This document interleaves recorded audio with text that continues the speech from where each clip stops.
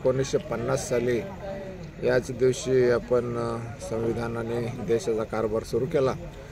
आज त्याला 75 वर्ष म्हणजे आपण ते अमृत महोत्सव साजरा करतोय।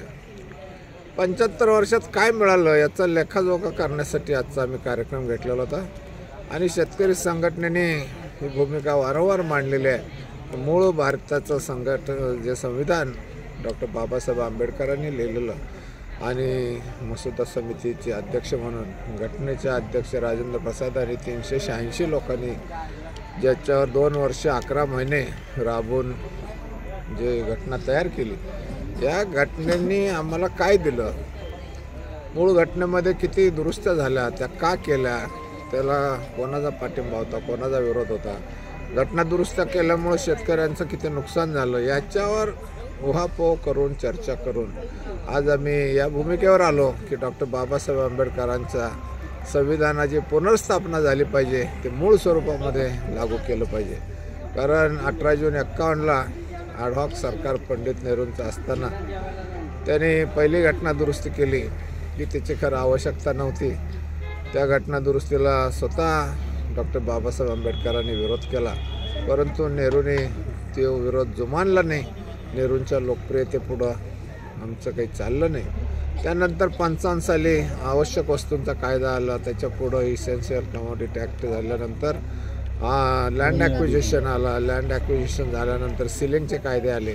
तर या सगळ्या कायद्याने शेतकऱ्यांचं मोठं नुकसान केलं आहे। याच्यात भर म्हणून 72 साली वन्यप्राणी संरक्षण कायदा आला, त्याच वेळेला गोवंश हत्याबंदी असा एक कायदा झाला की ज्याच्यामुळं शेतकऱ्यांचं पशुधन धोक्यात आलं। सगळं शेतकऱ्यांचं नुकसान या सगळ्या घटना दुरुस्त्यांनी केलेलं आहे आणि त्यामुळं या घटना दुरुस्त्या ह्या आमच्या मुळावर उठलेल्या आहेत। तर मूळ भारताची जी घटना डॉक्टर बाबासाहेब आंबेडकरांनी 26 जानेवारी 50ला देशाला दिली आणि देशाने स्वीकारली, त्याची पुनर्स्थापना व्हायला पाहिजे, यासाठी आजचा कार्यक्रम होता।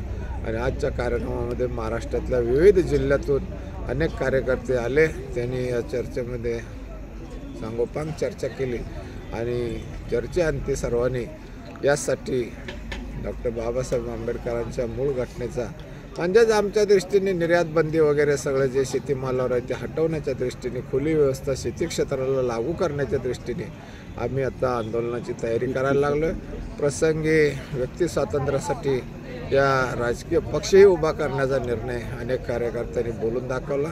त्या दृष्टीने आम्ही प्रयत्नशील राहणार आहोत, कारण या देशातला एकही राजकीय पक्ष आमच्या बाजूने काम करत नाही आहे। शेतकऱ्यांच्या शेतीमालाला खुल्या अर्थव्यवस्थेचं वारंसुद्धा लागू देत नाही आहे।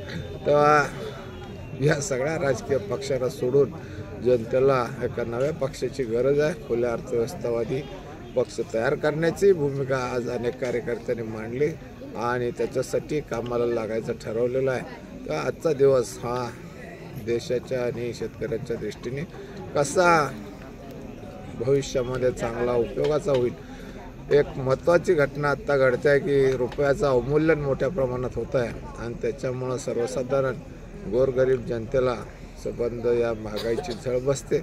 या लोकांना वेतन आयोग सरकारी तिजोरीतून मिळतो, आमदार खासदारांना भत्ते मिळत आहेत, त्यांना याचं काही वाटत नाही, परंतु रिक्षावाले, टॅक्सीवाले, मजुरी करणारे, हमाली करणारे, शेतकरी, विविध उत्पादक आणि छोटे मोठे व्यापारी या सगळ्यांना GSTचं आणि या सगळ्याचं कर भरून बेजार झाली जनता। तर या विरोधामध्ये आवाज उठवण्याचं आम्ही ठरवलेलं आहे। त्या दृष्टीने राजकीय पक्षही जरूर पडले तर उभा करणार आहोत आणि तशा पद्धतीची आज चर्चा होऊन आता कार्यक्रम आमचा संपलेला आहे।